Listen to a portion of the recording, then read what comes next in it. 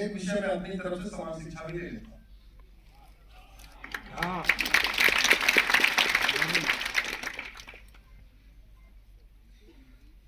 मानव इतिहास में आज के हजारों साल पहले हमारे देश में समान शिक्षा थी।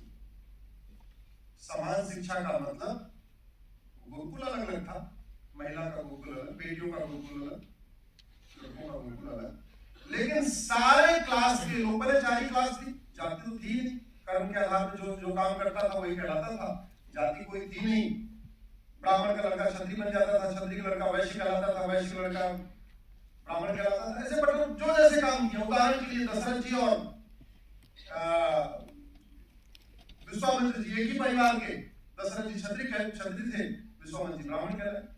वेद व्यास जी भीष्म पितामह एक ही परिवार के, वेद व्यास जी ब्राह्मण कहलाए, भीष्म पितामह क्षत्रिय कहलाए। ऐसे असंख्य एग्जाम्पल। जब तक भारत में फिर से उसी भारतीय परंपरा के अनुसार वैदिक शिक्षा व्यवस्था लागू नहीं होगी, तब तक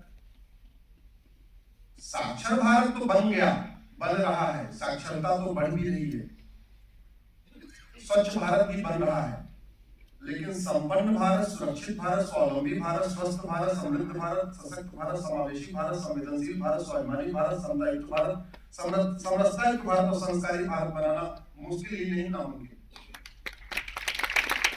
अगर हम चाहते हैं कि साक्षर भारत और स्वच्छ भारत के साथ साथ एक सबल भारत बने, एक संपन्न भारत बने, एक समृद्ध भारत बने, एक सुरक्षित भारत बने, एक स्वस्थ भारत बने, एक समावेशी भारत बने, एक संवेदनशील भारत बने, एक स्वाभिमानी भारत बने, एक सामुदायिक भारत बने, समरसतायुक्त भारत बने और संस्कारी भारत बने, तो हमें इस विदेशी शिक्षा व्यवस्था को हटाना होगा जो आज भी चल रही है, और हमें अपनी पारंपरिक गुरुकुल वैदिक शिक्षा को लागू करना होगा।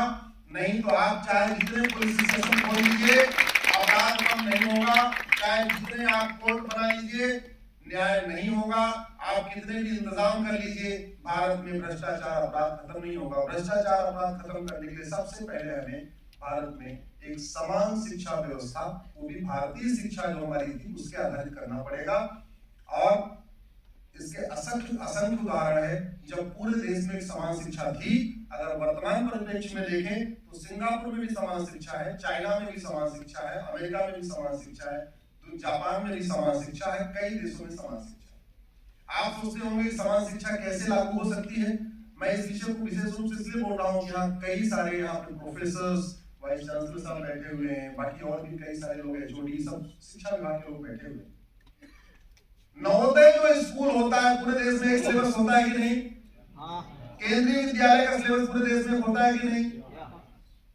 अरे चाइना जिसका क्षेत्रफल हमसे 3 गुना ज्यादा है, जनसंख्या हमारे बराबर है, वहां समान शिक्षा हो सकती है, तो भारत में क्यों नहीं हो सकती?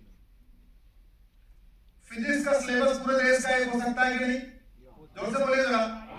केमिस्ट्री का, zoology, botany, math, Hindi, English, Sanskrit, ये सारे विषय का जब एक हो सकता है तो बचा क्या? फिर बचा क्या? फिर काहे सीबीएसई बोर्ड अलग पढ़ा रहा है, आईसीएसई बोर्ड अलग पढ़ा रहा है, गुजरात बोर्ड अलग पढ़ा रहा है, दिल्ली बोर्ड अलग पढ़ा रहा है, यूपी बोर्ड अलग पढ़ा रहा है। और वैसा भी